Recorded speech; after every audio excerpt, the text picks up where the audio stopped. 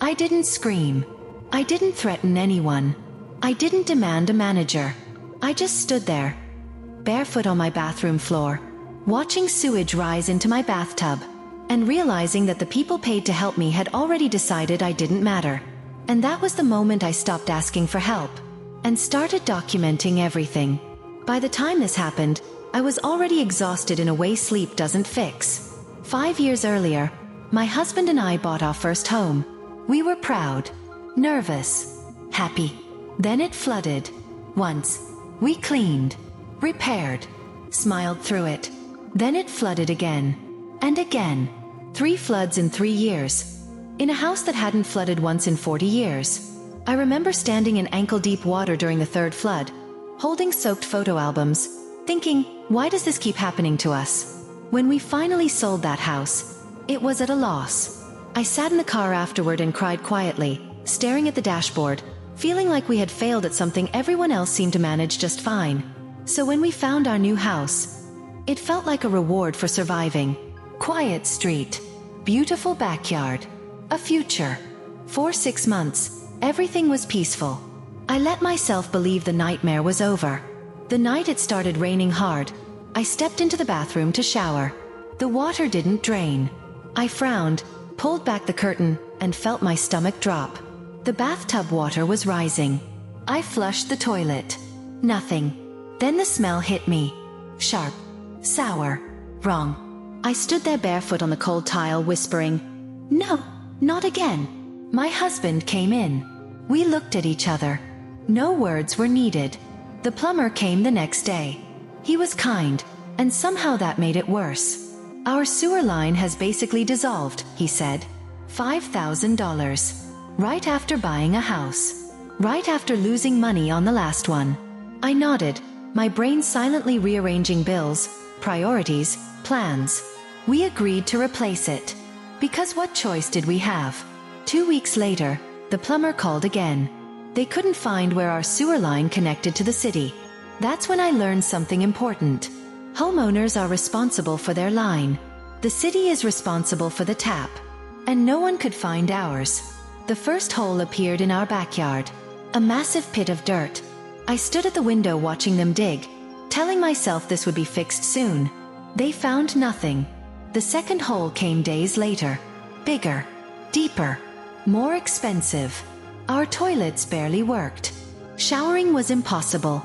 I was using wipes like I was camping.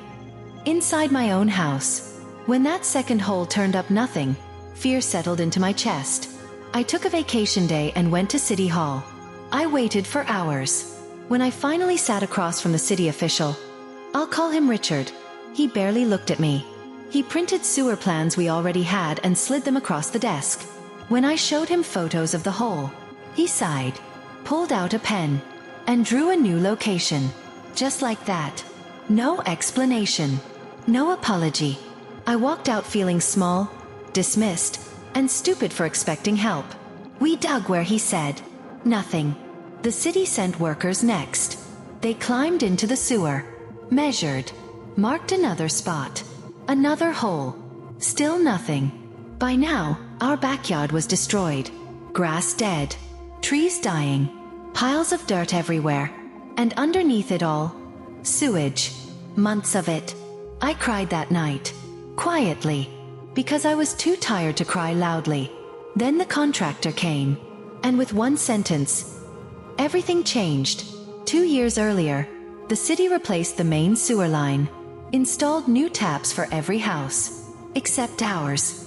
No one lived there at the time. So they skipped it. And nobody checked. I felt sick. Everything we lost. Because someone didn't bother to finish the job.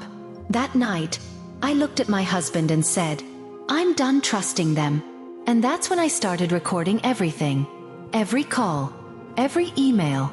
Every conversation. Not angrily. Quietly. Because I didn't know how yet. But I knew this wasn't over. 3 months after it started, the tap was finally installed. I took my first shower in our house. And as the water finally drained the way it should have all along, I realized something terrifying. The city had destroyed our home. And the man responsible knew he would never be held accountable. Or so he thought. I walked back into City Hall calm, organized, and polite. Richard didn't know that every conversation, every delay, every lie, had been recorded. And he definitely didn't know this would be the last time his decisions went unanswered. After the tap was installed, I should have felt relieved. Instead, I felt hollow. 3 months without a shower. Thousands of dollars lost. A backyard destroyed. I went back to Richard. Prepared. Calm. Respectful. I asked for reimbursement for the unnecessary digging. He denied it instantly. No hesitation. No sympathy. Later, I learned about sovereign immunity. You can't sue the city. He knew that. And he counted on me giving up. Almost a year passed. Loans piled up. I lay awake at night calculating numbers, wondering how long we could survive this. Richard stopped responding. His office blocked communication. I tried his boss. Nothing. I even went back to City Hall. He refused to meet me. That's when I sent one last email to my city councilwoman. I attached everything. I expected silence. An hour later, my phone rang. She was furious. She scheduled a meeting with the head of public works. She didn't promise anything, but she promised to fight. 3 weeks later, she asked for receipts.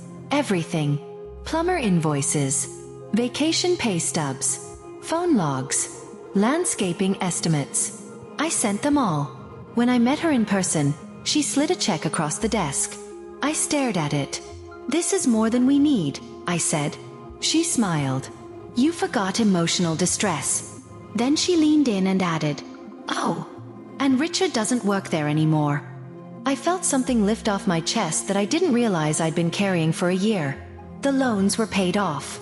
The backyard was restored. Grass grew back. Life returned. And I learned something important. Quiet people don't quit. They document. Justice isn't loud. Sometimes it waits. Until it's undeniable. If this story satisfied your sense of justice, hit like. Subscribe for more real revenge stories. And tell me in the comments. Backhand index pointing right. Have you ever waited a long time for karma? Because sometimes, waiting is the weapon.